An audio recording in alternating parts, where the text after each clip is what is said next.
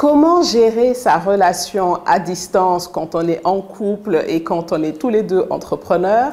À quel moment se lancer tous les deux dans l'entrepreneuriat? Également, comment travailler ensemble alors qu'on est mari et femme?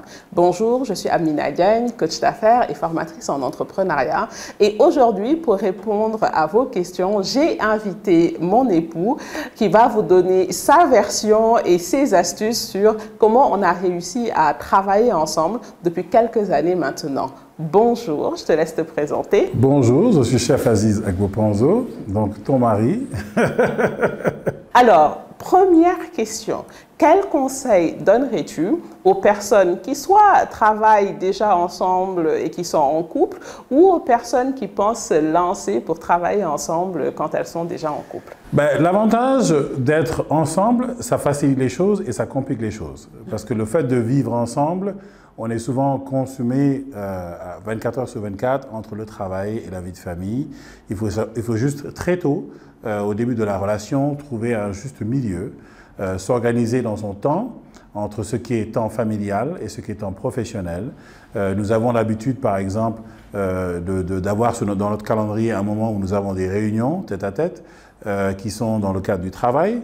Et nous avons aussi bien sûr des réunions qui se passent souvent quand nous voyageons, dans les moments d'excursion, qui nous permettent aussi de réfléchir et d'avoir des moments de brainstorming pour justement résoudre un problème par rapport à ce que nous faisons.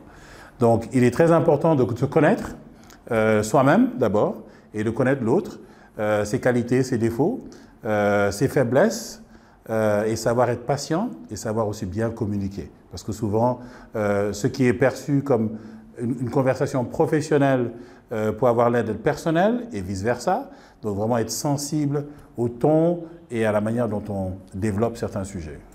Alors, si je récapitule, séparer le temps pour le business et le temps pour la relation de couple, réussir à changer de cadre pour se donner cet espace-là pour réfléchir ensemble, bien se connaître, bien connaître l'autre pour savoir comment communiquer, à quel moment communiquer. J'en ai oublié? Non, je pense que l'essentiel a été dit. OK. Alors, l'une des raisons qui fait que souvent on va dire attention de ne pas mélanger vie de couple, vie professionnelle, c'est que parfois ça peut être dans la vie personnelle qu'on peut avoir un conflit ou alors dans la relation d'affaires qu'on va avoir un conflit. Comment faire pour que les deux ne se contaminent pas?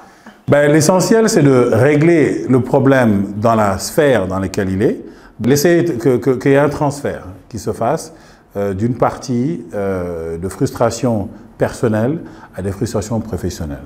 Donc pouvoir déjà, en tant que couple, avoir des conversations où on peut asseoir ce conflit et le régler une bonne fois pour toutes, pour pouvoir avancer. Vraiment faire un point dessus. Si les convictions religieuses peuvent aider, justement dans cette compréhension, dans cette paix que nous devons avoir, cette harmonie que nous devons avoir dans un couple, pour pouvoir justement se parler, s'entendre et se parler pour résoudre un problème. Ensuite, une fois qu'on a résolu le problème, on peut avancer, mais ne pas bien sûr mélanger les deux, car cela peut être très explosif. Alors, on aime bien les choses très pratiques dans les VSD Domina Pro. Donc, si j'entends bien ce que tu es en train de dire, c'est de réussir à complètement vider la situation, qu'elle se soit passée dans le milieu professionnel ou dans le milieu personnel, avant de passer à autre chose. J'avoue que j'ai eu du mal parfois à le faire. C'est un apprentissage. C'est de la pratique. Et ce qui est vraiment important, c'est de se rappeler toujours l'intention. Se rappeler que la personne, il n'y a pas forcément ce rapport de force-là. Se rappeler l'objectif final. Et à ce moment-là, c'est plus difficile de dépasser ces situations qui peuvent être ponctuelles.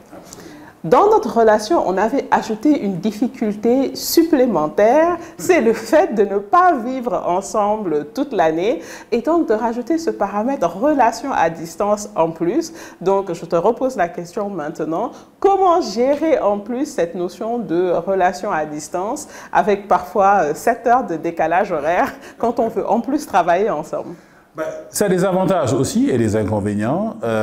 Les avantages sont plus grands que les inconvénients. Les avantages, nous nous parlons tous les jours, nous nous parlons constamment. Les 7 heures de décalage font qu'on se parle au coucher ou au lever de l'autre.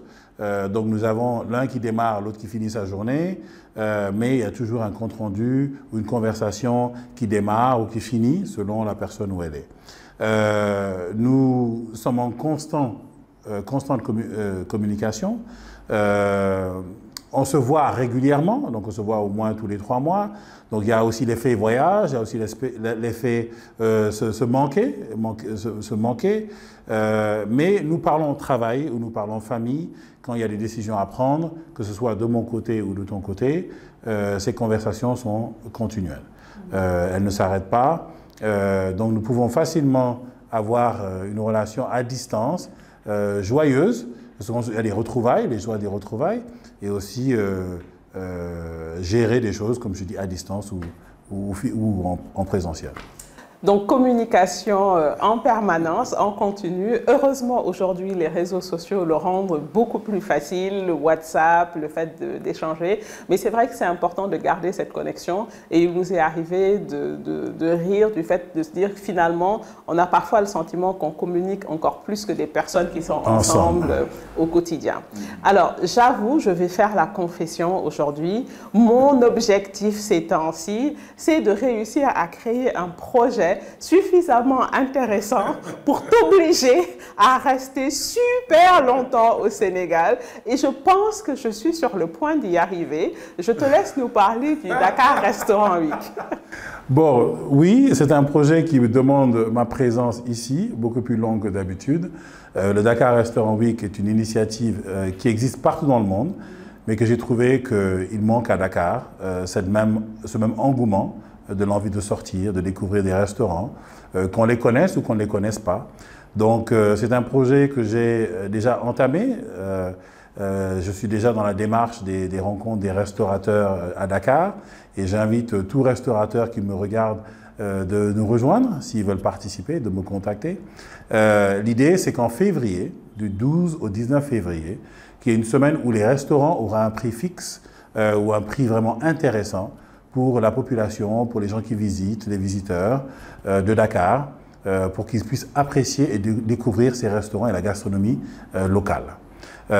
Donc, je suis vraiment sur ce projet et je pense que, on parle d'édition bien sûr, ça pourrait être un projet qui me fasse rester un peu plus longtemps à Dakar, parmi tant d'autres. Je suis aussi sur un projet de show télé qui va aussi venir très bientôt. Donc, vous l'avez compris, voilà ce que j'ai fait. Je l'ai encouragé, comme je connais ses forces, je sais qu'il aime la planification, à planifier un énorme projet sur Dakar, bien sûr, qui va l'obliger à rester longtemps, travailler sur l'écosystème actuel, parce que c'est vrai qu'il y a beaucoup de choses à faire dans le domaine de la gastronomie, faire connaître ce qu'on fait ici également à Dakar sur ce plan-là. Et donc, j'espère que les conseils, les astuces que vous avez entendues vous seront bien utiles et je vous dis à la semaine prochaine pour les prochains épisodes des VSD de Mina Pro. Merci. Merci, au revoir.